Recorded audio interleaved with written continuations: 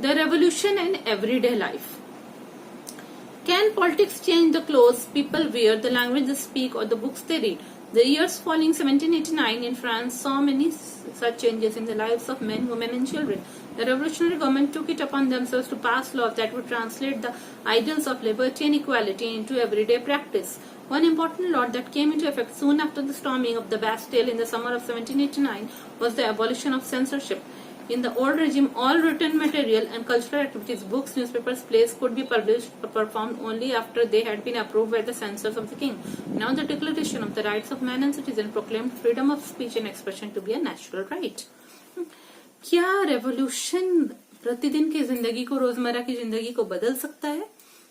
क्या पॉलिटिक्स से ऐसा हो सकता है कि लोग कैसे कपड़े पहन रहे हैं, कैसी भाषा पढ़ रहे से में बातें कर रहे हैं, कैसी किताबें पढ़ रहे हैं, वो सब चेंज हो सकता है?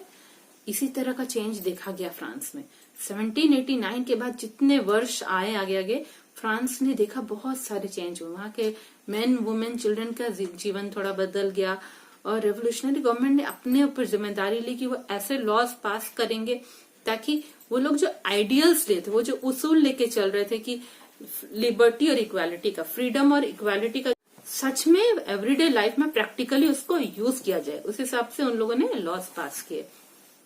क्या हुआ, हमने पहले भी पढ़ा इस चैप्टर में कि बैस्टिल जाके उन्होंने, पूरी भीड़ ने जाके वहां पे अटैक किया था। तो उस अटैक के बाद क्या हुआ, समर 1789 की गर्मियों में वो अटैक हुआ था। उसके बाद एबॉलिशन ऑफ सेंसरशिप हुआ, सेंसरशिप का एबॉलिशन हुआ। ये क्या था, जब ओल्ड रेजिम था, राजा का जब राज्य था, तो जो भी लोग आर्टिकल लिखते थे, रिटन मटेरियल होता था, ये जो भी कल्चरल एक्टिविटी होगा, नाटक होंगे, थिएटर होंगे, बुक्स फिर होगा, ये न्यूज़पेपर जो भी होगा, उसको पब्लिश किया जाएगा या नाटक को परफॉर्म किया जाएगा ओनली जब उसको राजा अप्रूव करेगा, only after they had been approved by the censors of the king. राजा ने जो ग्रुप बनाया था जो कि उसको अप्रूव करे, सेंसरशिप। राजा देखते थे कि वो नाटक और वो बुक्स में कुछ उनके खिलाफ है तो उसको वहीं पर से हटा दिया जाता था, उनको पब्लिश होने नहीं दिया जाता था। तो वो राजा ने एक सेंसरशिप कमिटी बना के रखी थी। तो क्या हुआ, जब बैस्टिल में अटैक हुआ उसके बाद सबसे पहला काम ये था कि वो सेंसरशिप कमिटी को ही टोटली अबॉलिश कर दिया गया।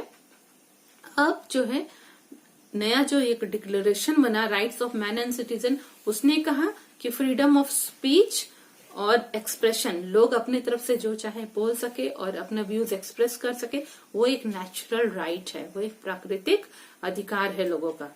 इसीलिए जो भी उसके बाद इतने newspaper, pamphlet, book, printed pictures सारे फ्रांस के टाउन में पूरा बाढ़ की तरह आने लगे। लोग पढ़ सकते थे इश्यूज के बारे में और जल्दी जल्दी वो वहां से ट्रांसपोर्ट होके कंट्री साइड, गांव की तरफ भी आने लगे। फ्रांस के गांवों की तरफ आने लगे लोग। पॉलिटिकल व्यूज पढ़ पा रहे थे, लिबर्टी, इक्वालिटी के बारे में जान पा रहे थे। वो सारी पेपर्स, न्यूज़पेपर्स इस समय क्या डिस्क्राइब करता था, जो भी इवेंट चल रहा है फ्रांस में, जो भी चेंजेस चल रहा है फ्रांस में, उसके बारे में डिस्कस किया जाता था। Freedom of the press also meant that opposing views of events could be expressed. Each side sought to convince the other of its position through the medium of print. Plays, songs, and festive processions attract large number of people. This was one way they could grasp and identify with ideas such as liberty or justice that political philosophers wrote about at length in texts which only a handful of educated people could read. ठीक है, press को freedom मिल गया था। जब freedom मिल गया था press को, इसका मतलब था कि जो भी इवेंट हुआ, देखिए कुछ भी इवेंट होता है तो कुछ उसके पक्ष में बोलते हैं, कुछ उसका एडवांटेजेस बोलते हैं, कुछ लोग उसका डिसएडवांटेज बोलते हैं। कोई पक्ष में बोलता है, कोई विपक्ष में बोलता है। तो जब प्रेस का फ्रीडम हो गया तो लोग अब ये पढ़ पाते थे कि अपोजिशन का क्या व्यूज है इस बारे में जो इवेंट हुआ है, और जिन लोगों ने क्या, उनका क्या व्यूज है। और दोनों साइड एक दूसरे को कन्विंस करने की कोशिश करता था अपने आर्टिकल्स के थ्रू या अपने नाटक, प्लेज, सॉन्ग्स, ये सब के थ्रू वो लोग कन्विंस करना चाहता था कि देखो ये व्यूज, ये सोच ज्यादा बेहतर है। इसी तरह जितना भी नाटक या फिर त्योहार का प्रोसेशन निकाला जाता था उसमें भी ये व्यूज को एक्सप्रेस किया जाता था और वो बहुत लोगों को अट्रैक्ट भी करता था। इस तरह वो लोग नया नया आइडियाज के बारे में जान पाए कि लिबर्टी क्या होता है, जस्टिस क्या होता है, जो कि वहां के जो पॉलिटिकल फिलोसफर थे, बहुत ही विद्वान लोग थे फ्रांस के, वो लोग उसके बारे में बहुत लंबा लंबा टेक्स्ट, आर्टिकल लिखते थे और लोग उसके बारे में जान पाते थे। ऑल्दो बहुत ही कम लोग उसको पढ़ पाते थे क्योंकि वहां पे एजुकेटेड लोग कम थे, तो जो इतने भी एजुकेटेड लोग थे वो लोग उसको पढ़ पाते थे, जो भी फिलोसफर लोग टेक्स्ट लिखते थे। अब हम लोग लास्ट पहुंच गए हैं चैप्टर का, यह है कंक्लूजन। कंक्लूजन के बाद ये चैप्टर एंड हो जाएगा। कंक्लूजन में क्या हो रहा है? इन 1804 Napoleon Bonaparte crowned himself emperor of France. He set out to conquer neighboring European countries, dispossessing dynasties and creating kingdoms where he placed members of his family. Napoleon saw his role as modernizer of Europe. He introduced many laws such as protection of private property and a uniform system of weights and measures provided by the decimal system. Initially, many saw Napoleon as a liberator who could bring freedom for the people, but soon as the Napoleon armies came to be viewed everywhere as an invading force. He was finally defeated at Waterloo in 1815. Many of his measures that carried the revolutionary ideas of liberty and modern laws to other parts of Europe had an impact on people long after Napoleon had left. 1804 में Napoleon Bonaparte ने, जो कि एक dictator था, बहुत ही strong dictator था, उसने अपने आप को ताजपोशी खुद ही कर दिया, बोला मैं एम्परर हूँ फ्रांस का। और वह निकल पड़ा जितने भी आसपास के पड़ोसी यूरोपियन कंट्रीज थे उनको जीतने के लिए, जितने भी डायनेस्टीज थे, जो भी इतने साल से राजा रूल जहां भी चल रहा था उन सबको उसने नष्ट किया और नया नया किंगडम्स बनाता गया। और हर एक किंगडम के राजा उसने किसको बनाए? अपने ही फैमिली मेंबर्स को बनाता चला गया। नेपोलियन अपने आप को क्या मानता था कि वो यूरोप को मॉडर्नाइज कर रहा है। उसने बहुत सारे नए लॉज भी बनाए, कानून बनाए, जैसे प्रोटेक्शन ऑफ प्राइवेट प्रॉपर्टी, जिसका अपना प्राइवेट प्रॉपर्टी है उसको वो कैसे प्रोटेक्शन दे सके, उसको गवर्नमेंट सिक्योरिटी देगा। और वेट्स एंड मेजर्स का यूनिफॉर्म सिस्टम बनाया।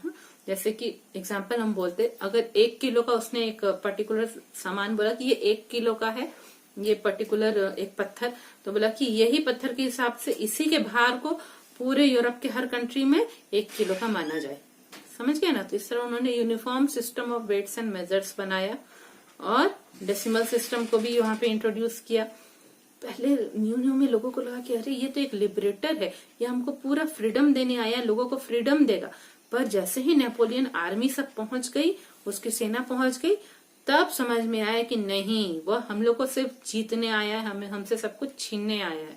फाइनली वाटरलू एक जगह है 1815 में, वहां पे नेपोलियन हार गया और उसने जो भी नए नए रेवोल्यूशनरी आइडियाज दिए थे, क्रांतिकारी आइडिया दिए थे, फ्रीडम के और मॉडर्न लॉज दिए थे, वो लोगों पे बहुत दिन तक उसका इम्पैक्ट रहा, यूरोप के दूसरे पार्ट्स में भी। The idea of liberty and democratic rights were the most important legacy of the French Revolution. They spread from France to the rest of Europe during the 19th century, where feudal systems were abolished. Colonized peoples reworked the idea of freedom from bondage into their movement to create a sovereign nation state. Tipu Sultan and Ram Mohan Roy are two examples of individuals who responded to the ideas coming from revolutionary France. जो भी ये idea था freedom का कि democratic rights का, ये एक बहुत ही बड़ा क्या था, विरासत था फ्रेंच रेवोल्यूशन का। और ये आइडियाज फ्रांस से होके यूरोप के दूसरे एरियाज में भी पहुंचा 19th सेंचुरी में, जहां पे कि फ्यूडल सिस्टम को एबॉलिश कर दिया गया था। फ्यूडल सिस्टम क्या था कि नोबल्स लोग जो है दूसरे पीजेंट्स लोग से जमीन का लगान लेते थे, जो जमीन उन्हें राजा ने कह दिया कि ये जमीन तुम्हारी है कह के। तो दूसरे यूरोप के दूसरे एरियाज में जहाँ फ्यूडल सिस्टम एबॉलिश हो गया था, वहां पे ये आइडियाज पहुंचने लगा लिबर्टी और डेमोक्रेटिक राइट का, जो कि फ्रेंच रेवोल्यूशन के समय बहुत ही स्प्रेड हुआ था। कोलोनाइज्ड पीपल, जिस एरिया में यूरोपियन लोगों ने अपनी कॉलोनीज बना के रखी थी या दूसरे कंट्रीज के लोगों ने, वो लोग ने भी इस आइडिया पे काम करना शुरू किया। फ्रीडम के आइडियाज भी उनके यहाँ पे स्प्रेड होने लगे और उन्होंने अच्छे स्टेट बनाने की कोशिश की। इसी तरह इंडिया में भी टीपू सुल्तान और राजा राम मोहन रॉय जो दो ऐसे इंडिविजुअल थे जिनको क्रांतिकारी फ्रांस से आने वाले आइडियाज को उन्होंने एक्सेप्ट किया, उसके बारे में सोचा और उसके कुछ मेजर्स को इंडिया में भी इंट्रोड्यूस करने की कोशिश की।